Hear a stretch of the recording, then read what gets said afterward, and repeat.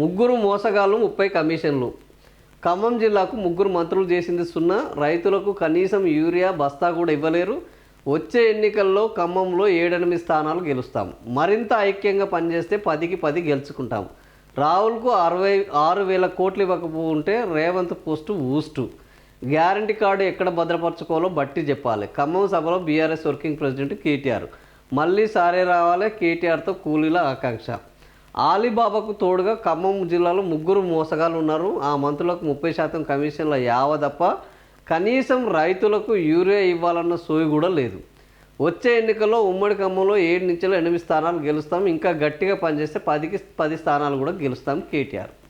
So నిన్న ఖమ్మంలో వెళ్ళారు, మొన్న వరంగల్లో, నిన్న ఖమ్మం వెళ్ళారు. వాస్తవానికి ఖమ్మంలో ముగ్గురు ముఖ్యమైన మంత్రులు, ముఖ్యమంత్రులు కాదు, ముగ్గురు ముఖ్యమైన మంత్రులు.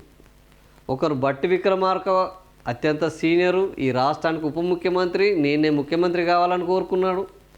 ఒక ఆయన పొంగులేటి, ఆయన కూడా రావడంతో దున్నేశాడు, రెవెన్యూ శాఖ మంత్రి అయ్యాడు.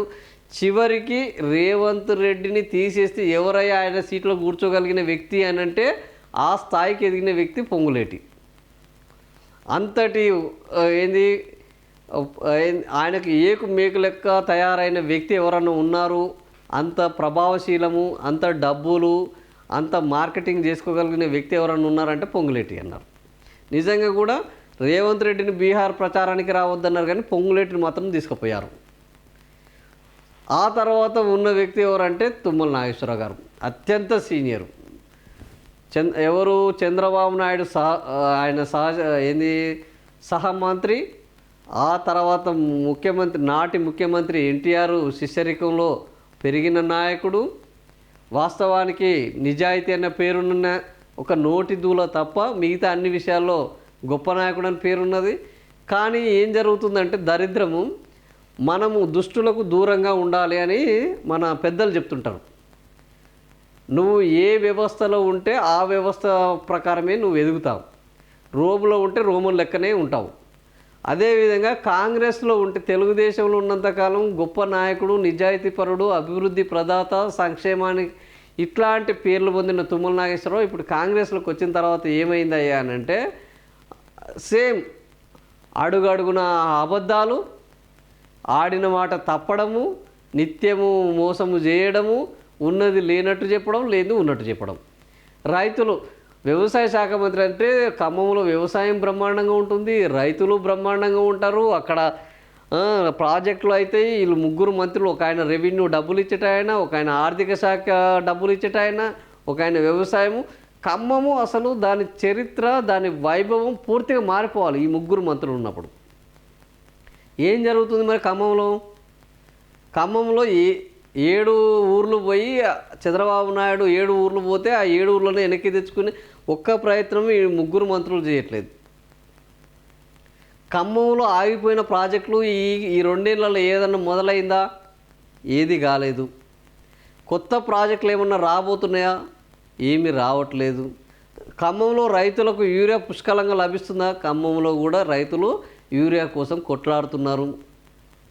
సో ఇట్లా ఖమ్మంలో ముగ్గురు ప్రధానమైన నేతలు, బలమైన నేతలు, అనుభవం ఉన్న నేతలు, అధికారం కోసము అవసరమైతే ముఖ్యమంత్రి స్థాయిలోకి వెళ్ళగలిగిన నేతలు ముగ్గురు ఉన్న ఖమ్మానికి ఏం జరిగిందంటే గుండు సున్నా. ఖమ్మం ప్రజలు ఈ ముగ్గురు మంత్రులతోటి ఏ సర్వే చేసినా ఈ ముగ్గురు మంత్రులతోటి ఖమ్మం ప్రజలు సంతృప్తిగా లేరు. ఈరోజున్న పరిస్థితి ఇది. మొన్న కూడా ఎవరు పొంగులేటి వీళ్ళు పోయి సర్పంచులకు డబ్బులు ఇచ్చి ఏకగ్రీవాలు చేసుకున్నారు. ఎన్నికలు వస్తే ఎక్కడ ఓడిపోతే ఉన్న పరువు గోసి ఊడిపోతుందో అని డబ్బులు ఇచ్చి తండాలకు వెళ్ళి ఎక్కడ రిజర్వ్ అయిందో అక్కడికి వెళ్ళి డబ్బులు ఇచ్చి ఏకగ్రీవాలు చేసుకున్నారు. ఎందుకంటే మళ్ళీ ఎన్నికలు వస్తే ఎన్నికలలో గెలవచ్చు, ఓడవచ్చు, ఉన్న పరువు ఊడిపోవచ్చు అని ఇంత దారుణంగా ఖమ్మంలో ఈ ముగ్గురు మంత్రుల మీద ఇంత వ్యతిరేకత ఉన్నది. వాళ్ళ మీద కూడా వాళ్ళకు నమ్మకం లేదు ఈరోజు. అలాంటి పరిస్థితి నెలకొన్నది. ఇది కరెక్టు. నాకు తెలిసి ముగ్గురు మోసగాళ్ళ అంటే మోసగాళ్ళని మనం ఎవరిని అంటాము? మనం చెప్పింది చేయకపోతే మోసగాళ్ళు. ఈరోజు కాంగ్రెస్ పార్టీ చెప్పింది 6 గ్యారంటీలు అన్నది, రైతు పాలన అన్నది, ప్రజాపాలన అన్నది, పెన్షన్లు అన్నది, ఆడబిడ్డలకు గౌరవం అన్నది, భద్రత అన్నది, ఇంకో అడుగు ముందడికి తీసుకెళ్తామన్నది. ఇవన్నీ ఏమీ చేయలేదు కాబట్టి ఆ చేయలేని వ్యవస్థలో క్యాబినెట్లో ప్రధాన నేతలుగా ఉన్నవాళ్ళు అంటే మాటలు చెప్పి మేము ఈ క్యాబినెట్ దేనికైనా మూలం. సో అలాంటి క్యాబినెట్లో వీళ్ళు ఉన్నారు కాబట్టి ఆ క్యాబినెట్ అమలు చేయట్లేదు కాబట్టి వీళ్ళని మోసగాలనడంలో ఏమాత్రం తప్పలేదు మిగతా ఏ విషయాలు. ఇక కమిషన్ల గురించి అందరికీ తెలిసిందే. ఇటీవల కాలంలో కొండా సురేఖనే డైరెక్టర్ చెప్పే మంత్రిగా ఉంటూ క్యాబినెట్లో మా దగ్గర ఫైళ్ళకు డబ్బులు ఇయ్యందే ఫైళ్ళు కదలట్లేదు అని. అక్కడ పోయిన వాళ్ళు ఇంత కమిషన్ ఇవ్వకపోతే ఏ బిల్లు ఇక్కడ ముందడికి సాగదు. విక్రమార్క పేసులో బట్టి విక్రమార్క పేసులో అనేది ఈరోజు జగమెరిగిన సత్యం. దాని గురించి ఒకరు మాట్లాడుకోవాల్సిన అవసరమే లేదు. గుసగుస అంతకు మించి అవసరమే లేదు. ఇక కాంట్రాక్టర్లకు సంబంధించిన నాయకుడు ఎవరు? పొంగులేటి.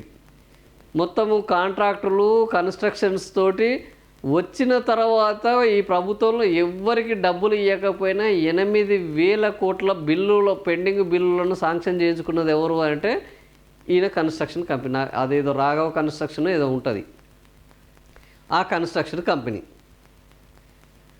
సో ఇట్లా ఒక ఆయన కమిషన్లతోటి గల్లా నింపుకుంటున్నాడు, ఒక ఆయన తన కన్స్ట్రక్షన్ కంపెనీలకు రావాల్సిన బిల్లులను చెల్లింపజేసుకుంటున్నాడు, ఇంకొక ఆయన సరే ఆయనకు డబ్బులు అవసరం లేకపోయినా వీళ్ళతోటి ఉన్నాడు కాబట్టి వీళ్ళ లక్షణాలను పునికి పుచ్చుకొని నిత్యం జనాల్లో పలసనవుతున్నాడు. ఇది ఇప్పుడు ముగ్గురు మంత్రుల యొక్క తీరు. అక్కడ ఈ ముఖ్యమైన మంత్రులు ఆ ఖమ్మానికి చేస్తున్న ఘనకార్యాలు.